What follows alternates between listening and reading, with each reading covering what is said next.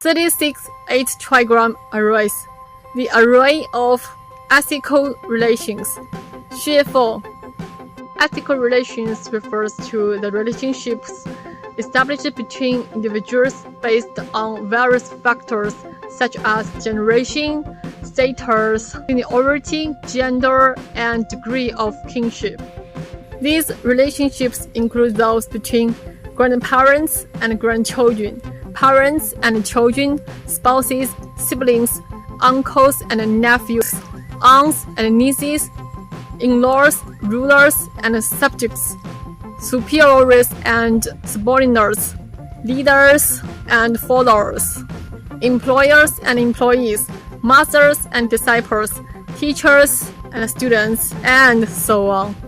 Various roles in society such as the President, Vice President, Secretary of State, Prime Minister, Ministers, Governors, Mayors, County Magistrates, Bureau Chiefs, Section Chiefs, Town Chiefs, Village Chiefs, and ordinary people form a hierarchical array. Similarly, roles in a corporation like chairman, CEOs, managers, team leaders, and staff members form another array. In religious contexts, the Pope, cardinals, bishops, priests, monks, and believers form yet another array. In a family context, relationships between grandparents, parents, children, and grandchildren form an array. From these principles, we derive a network of relationships. Familial relationships, relationships with nature and society, relationships among divine beings, ethical human relationships, moral norms, ethical principles, order of relationships, sequence, order, structure, generational relationships, matching relationships, party relationships, military relationships, relationship charts, quality of relationships, noble relationships, prestigious relationships, tribal relationships, material relationships, experiential relationships, quality of relationships, intimate relationships, listed relationships, peer relationships, and so on, forming a network of relationships. Ethical relations uphold the order in human society, establishing a clear hierarchy and maintaining orderliness among individuals based on mutual respect and deference. Every individual, regardless of who they are, navigates their life within this matrix of ethical relations. Embedded in this intricate web of interpersonal relationships. Should anyone breach these ethical relations, they will face the punitive consequences of this ethical matrix. Such transgression may include violating norms and ethics, disrupting societal relations, disregarding moral principles, behaving worse than beasts, resulting in a moral torment or societal condemnation. By binding individuals within these ethical relations, people are provided with guidelines to follow, preventing chaos and disorder. However, being trapped within these ethical relations, individuals become ensnared in a perpetual cycle of life and death.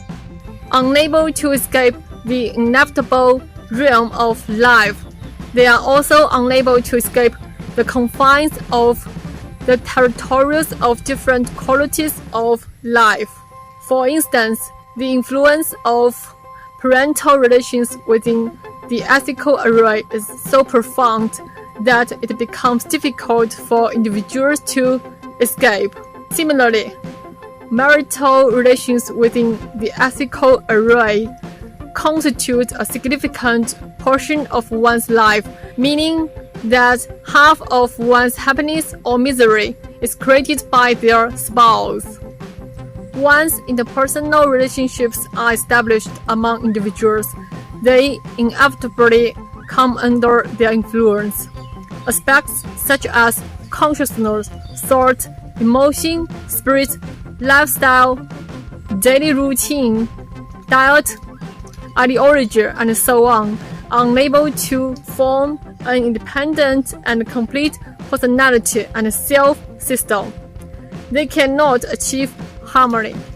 The entire operation of human society is constituted by the array of ethical relations.